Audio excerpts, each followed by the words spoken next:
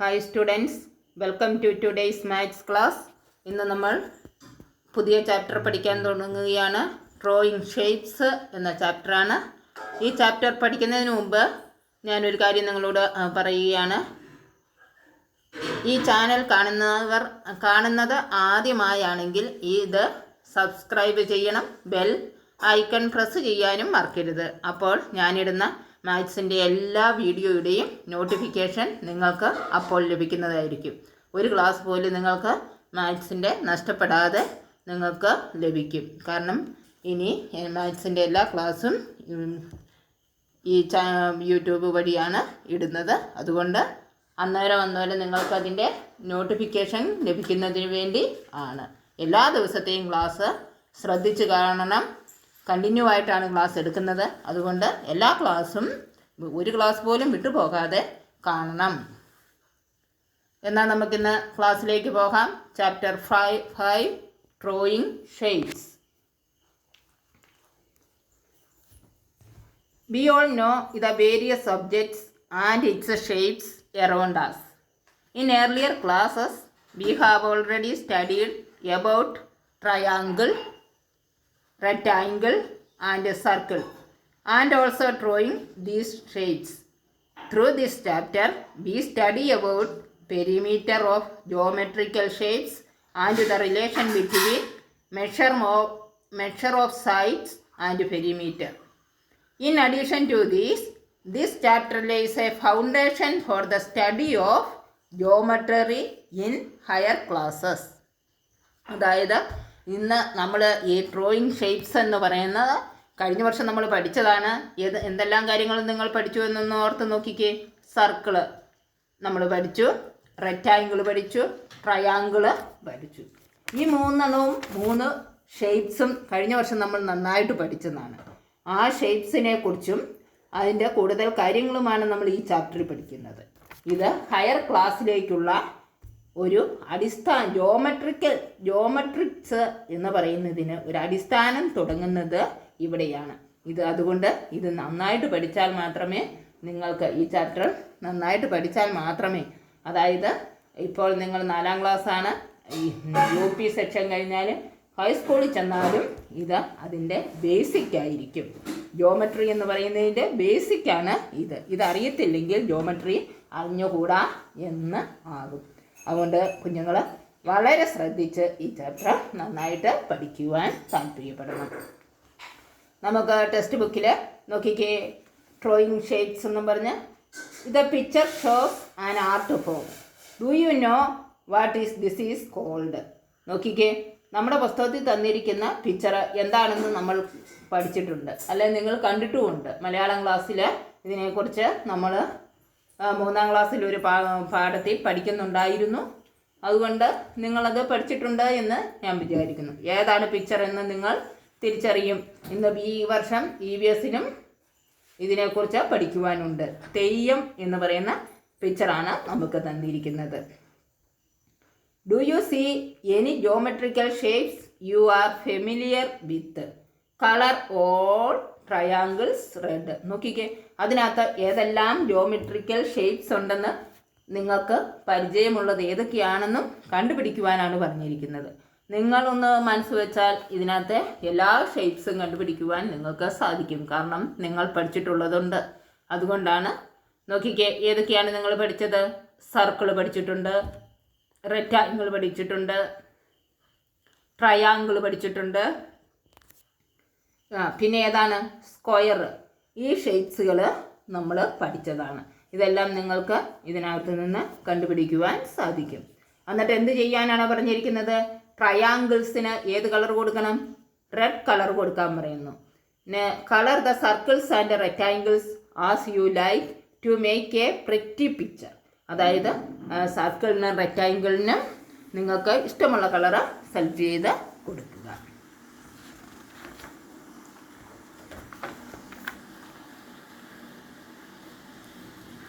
You have colored different shapes. How do we actually draw them? അതായത് you have coloured different shape. നിങ്ങൾ different shapes എല്ലാം colour ചെയ്തു എന്ന് ഞാൻ വിശ്വസിക്കുന്നു. അത് എങ്ങനെയാണ് വരയ്ക്കുന്നതെന്നും നിങ്ങൾക്ക് അറിയാമെന്ന് വിചാരിക്കുന്നു. What all things can be use to draw circles. ഇനി പറഞ്ഞിരിക്കുന്നത് സർക്കിൾസ്. സർക്കിൾ എന്ന് പറഞ്ഞാൽ റൗണ്ടാണ്. ആ സർക്കിൾസ് നമ്മൾ വരയ്ക്കുവാനായിട്ട് എന്തെല്ലാം സാധനങ്ങൾ അതിന് യൂസ് ചെയ്യാൻ പറ്റും എന്നാണ് ഇവിടെ ചോദിച്ചിരിക്കുന്നത്. എന്തൊക്കെയാണ് നിങ്ങൾ കണ്ടിട്ടുള്ളത്? കോയിൻസ് കണ്ടിട്ടുണ്ടല്ലേ? പിന്നെയോ കോയിൻസ് അല്ലാതെ വേറെ എന്ത് കണ്ടിട്ടുണ്ട് സർക്കിൾ ഷേപ്പിൽ വരുന്നത്? നിങ്ങളൊന്ന് ചിന്തിച്ച് നമ്മുടെ ചുറ്റുപാടും കാണുന്ന എല്ലാ വസ്തുക്കളിലേക്കും ഒന്ന് നിങ്ങൾ കണ്ണോടിച്ചാൽ പല വസ്തുക്കളും നമുക്ക് കാണുവാൻ സാധിക്കും. കോയിൻസ് ഉണ്ട്. പിന്നെ ഉള്ളതാണ് ബാംഗിൾസ്. നമ്മുടെ ഗേൾസൊക്കെ കയ്യിലിടുന്ന വളകളിലേക്ക് നോക്കുക. ആൻഡ് ക്യാപ്പ് ഓഫ് ദി ബോട്ടിൽ. നിങ്ങളുടെ വാട്ടർ ബോട്ടിലിൻ്റെ അടപ്പ്, പിന്നെ കുപ്പികളുടെ അടപ്പ് എല്ലാം നമുക്ക് കാണാൻ സാധിക്കും. പിന്നെ നമ്മുടെ ക്ലാസ് ചായ കുടിക്കുന്നതൊക്കെ ഗ്ലാസിൻ്റെ ടോപ്പ് ഭാഗം എന്താണ്? സർക്കിൾ ഷേപ്പാണ്. ഇങ്ങനെ പ്രകൃതിയിലേക്ക് നമ്മൾ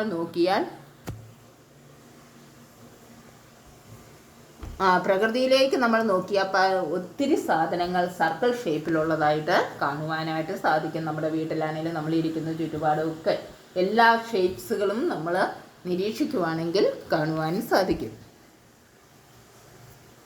കോമ്പസ് എല്ലാം സർക്കിൾ ഷേപ്പിൽ വരുന്നതാണ്.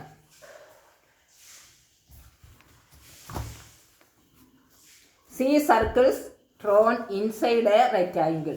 അതായത് ഒരു റെക്റ്റാങ്കിളാണ് നമുക്ക് തന്നിരിക്കുന്ന പുറം. അതിൻ്റെ അകത്ത് എത്ര സർക്കിൾസ് ഉണ്ടെന്ന് നോക്കുവാനാണ് നിങ്ങളോട് പറഞ്ഞിരിക്കുന്നത്. See circles drawn inside a rectangle. അത് എത്രയുണ്ടെന്ന്. Inside the circle draw circles of same size. അതായത് ഇതിനകത്ത് തന്നിരിക്കുന്ന ഈ സർക്കിൾസ് എല്ലാം ഏത് സൈസാണെന്നാണ് പറഞ്ഞിരിക്കുന്നത്? സെയിം സൈസ്, ഒരേ വലുപ്പത്തിലുള്ള സർക്കിളുകളാണ് നമുക്ക് തന്നിരിക്കുന്നത് എന്നാണ് പറഞ്ഞിരിക്കുന്നത്. Inside the circle draw. Next, how many circles did you draw? അതായത് താഴെ ഒരു സർക്കിൾ തന്നിട്ടുണ്ട്. അതിനകത്ത് നിങ്ങൾക്ക് എത്ര സർക്കിള് വരയ്ക്കുവാൻ സാധിക്കും എന്ന് അത് വരച്ച് നോക്കി കണ്ടുപിടിക്കുവാനാണ് നിങ്ങളോട് ആവശ്യപ്പെട്ടിരിക്കുന്നത്. How many circles did your friend draw? അതുപോലെ തന്നെ നിങ്ങളുടെ കൂട്ടുകാരൻ എത്ര എണ്ണം വരച്ചു എന്ന് കണ്ടുപിടിക്കുവാനും പറഞ്ഞിട്ടുണ്ട്. അതിപ്പോൾ നമുക്ക് നമ്മുടെ സുഹൃത്ത് നമ്മുടെ അടുത്ത ക്ലാസ്സിൽ ഇരിക്കുമ്പോഴായിരുന്നെങ്കിൽ നമുക്കത് കണ്ടുപിടിക്കാൻ എളുപ്പമായിരുന്നു. പക്ഷേ ഇപ്പോൾ അങ്ങനെയല്ലാത്ത സാഹചര്യത്തിൽ ഒരു ഏകദേശ നമ്പർ, നിങ്ങൾ വരയ്ക്കുന്നതിനോട് ഏകദേശം അടുത്ത് വരുന്ന നമ്പർ ആയിരിക്കും. കൂടിയോ കുറഞ്ഞോ ഇരിക്കുമെന്നതേ ഉള്ളൂ. അത് നിങ്ങൾ സപ്പോസ് ചെയ്ത് എഴുതിയാൽ മതിയാകും. In your class who draw the most circles. അതും നിങ്ങൾ സപ്പോസ് ചെയ്താൽ നമ്മുടെ ക്ലാസ്സിൽ ഏറ്റവും കൂടുതൽ വരച്ചത് ആരാണെന്ന്, ഏറ്റവും കുറച്ച്, അതൊക്കെ അതിൻ്റെ എണ്ണം, ഹൗ മെനി എത്രയാണ്, അതൊക്കെ നിങ്ങൾ ഒരു സപ്പോസ് നമ്പർ നിങ്ങൾ വരച്ചതിൻ്റെ അടുത്തോ അല്ലെങ്കിൽ നിങ്ങളാണ് ഏറ്റവും കൂടുതൽ നിന്ന് വരച്ചതെന്നോ എന്നൊക്കെ നിങ്ങൾക്ക് എഴുതാവുന്നതാണ്. ഇനി next part, inside the circle using A coin draw A circle in the middle of this circle. നമ്മളോട് എന്നതാ ഇൻസൈഡ് ഈ സർക്കിളിൻ്റെ ഒരു ഫിഗർ നമുക്ക് തന്നിട്ടുണ്ട്. അതിനകത്ത് നമ്മളോട് എന്ത് ഉപയോഗിച്ചു അനദർ സർക്കിള് വരയ്ക്കുവാനാണ് പറഞ്ഞിരിക്കുന്നത്? അതിൻ്റെ മിഡിലായിട്ട് കോയിൻ ഉപയോഗിച്ച് ഒരു സർക്കിള് വരയ്ക്കുവാനായിട്ടാണ് നമ്മളോട് ആവശ്യപ്പെട്ടിരിക്കുന്നത്. സർക്കിൾ എന്ന് പറയുന്നത് ഒരു കാര്യം പ്രത്യേകം ഓർത്തിരിക്കണം. A circle is perfectly round. Circle എന്ന് പറയുന്നത് പെർഫെക്റ്റ്ലി റൗണ്ട് ആയിട്ടുള്ള ഒരു ഫിഗറാണ്. നല്ലവണ്ണം റൗണ്ടായിട്ട് നമ്മൾ ബോർഡിലൊക്കെ വരയ്ക്കുമ്പോൾ കോമ്പസ് ഉപയോഗിച്ച് ആണ് സാധാരണ റൗണ്ട് വരയ്ക്കാറുള്ളത്. അത് നിങ്ങൾ വളരെ ശ്രദ്ധിച്ചോണം. നല്ല പെർഫെക്റ്റ്ലി റൗണ്ട് ഫിഗർ ആയിരിക്കണം സർക്കിൾ എന്ന് പറയുന്നത്. ഇനി അടുത്തതായിട്ട് നമ്മളോട് പറഞ്ഞിരിക്കുന്നത് in these rectangle draw A circle in the middle. അടുത്തൊരു റെക്റ്റാങ്കിളിനകത്ത് എന്ത് വരയ്ക്കാനാണ് പറഞ്ഞിരിക്കുന്നത്? സർക്കിൾ വരയ്ക്കുവാനാണ് നിങ്ങളോട് ആവശ്യപ്പെട്ടിരിക്കുന്നത്. അതും നിങ്ങൾ ചെയ്യണം. Next part, rectangles and rectangles. In each figure draw a line to make it 2 rectangles. നമുക്ക് എൽ ഷേപ്പുള്ള ഒരു ഫിഗറാണ് ആദ്യം തന്നിരിക്കുന്നത്. അതിനെ നമ്മളോട് എന്താണ് പറഞ്ഞിരിക്കുന്നത്? ഒരു ലൈൻ വരച്ചാൽ അത് 2 റെക്റ്റാങ്കിൾ ആകും. നിങ്ങളൊന്ന് നോക്കിക്കേ, ആ ഫിഗറിലേക്ക് നോക്ക്. നിങ്ങളൊരു ലൈൻ വരച്ച് നോക്കിക്കേ, 2 റെക്റ്റാങ്കിളാക്കി മാറ്റിക്കേ. എവിടെയാണ് വരയ്ക്കേണ്ടതെന്ന് നിങ്ങൾക്ക് മനസ്സിലായോ? അതിൻ്റെ മിഡിൽ ഭാഗത്ത് നിന്ന് വരച്ചാൽ 2 തരത്തിൽ അത് വരയ്ക്കാൻ പറ്റും. അത് രണ്ടായിട്ട് അത് ഡിവൈഡ് ചെയ്ത് 2 ഷേപ്പാക്കി വരയ്ക്കുവാനായിട്ട് നമുക്ക് സാധിക്കുന്നതാണ്. നിങ്ങളും അത് 2ആയിട്ട് വരയ്ക്കുക. അടുത്ത അനദർ ഫിഗറും അതുപോലെ തന്നെ അത് നോക്കിക്കുക. അതിൻ്റെ ടോപ്പ് ഭാഗത്ത് ഒരു വരയിട്ട് കഴിഞ്ഞാൽ അത് 2 റെക്റ്റാങ്കിൾസ് ആയിട്ട് മാറുന്നു. എല്ലാവർക്കും മനസ്സിലായെന്ന് വിചാരിക്കുന്നു. റെക്റ്റാങ്കിളൊക്കെ നമ്മൾ കഴിഞ്ഞ വർഷം പഠിച്ചതാണ്, അതുകൊണ്ട് അതിനെക്കുറിച്ച് കൂടുതൽ പറയേണ്ട ആവശ്യമില്ല. ഇനി draw a line to make a rectangles and triangle.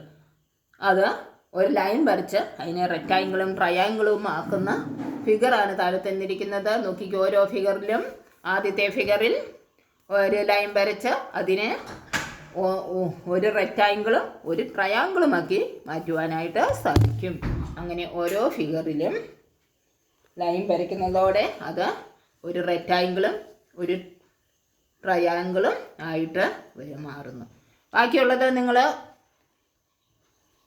അങ്ങനെ ലൈൻ വരച്ച് റെക്റ്റാങ്കിളും ട്രയാങ്കിളും ആക്കി മാറ്റുവാൻ നിങ്ങൾ ഹോംവർക്കായിട്ട് അത് ചെയ്യുക.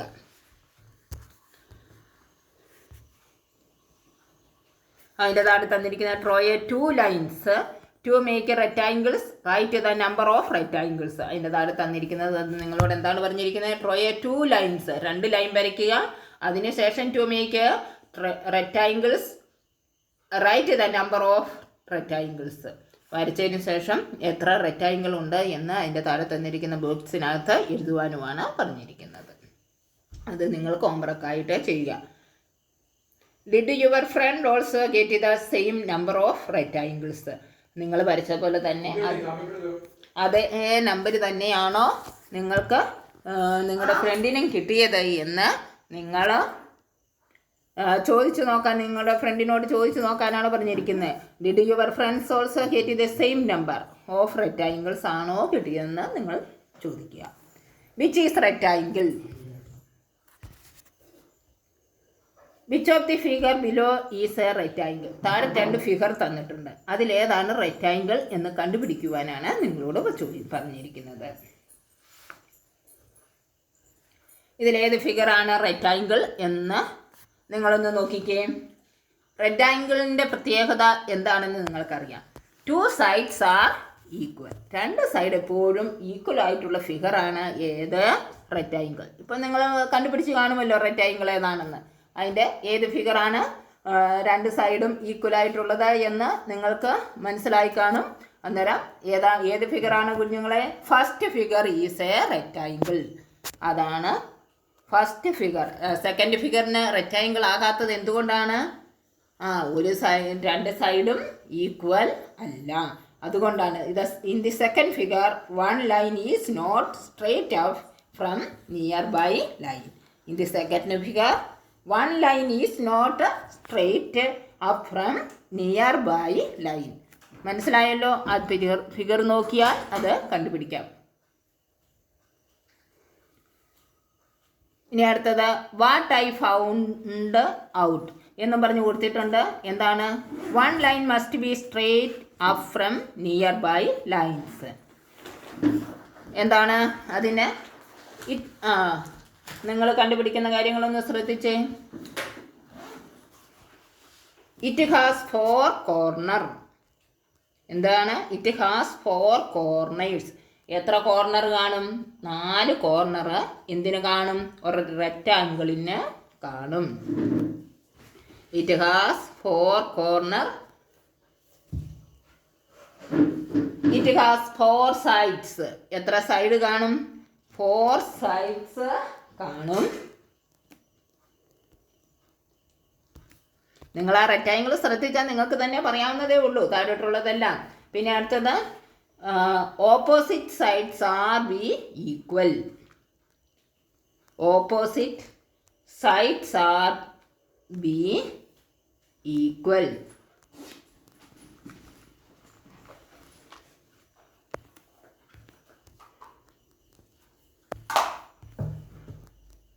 opposite sides are equal. It has 4 corners. It has 4 sides. Opposite sides are be equal. പിന്നെ another, in all 4 sides one line must be straight up from nearby lines. അതെല്ലാം നിങ്ങൾ നോക്കിയാൽ അത് നിങ്ങൾക്ക് തനിയെ മനസ്സിലാക്കുന്നതാണ്. ഇനി അടുത്ത നോക്കിക്കേ, find and colour. Anu has drone several figures. Which of them are rectangles? Anu കുറേ ഫിഗർ വരച്ചിട്ടുണ്ട്, അതിലേതാണ് റെക്റ്റാങ്കിൾസ് എന്ന് കണ്ടുപിടിക്കുവാനാണ് പറഞ്ഞിരിക്കുന്നത്. എന്നിട്ട് എന്താ പറഞ്ഞിരിക്കുന്നത്? നിങ്ങളുടെ കണ്ടുപിടുത്തം എന്തൊക്കെയാണെന്ന് താഴെ എഴുതുക. It has 4 sides, it has 4 corners, opposite sides are equal. അതുകൊണ്ട് ഇത്രയും കാര്യങ്ങൾ ഇന്ന് നിങ്ങളത് കണ്ടുപിടിക്കുക. റെക്റ്റാങ്കിൾ ഏതൊക്കെയാണെന്ന് കണ്ടുപിടിച്ച് ഹോംവർക്കായിട്ട് ചെയ്യുക.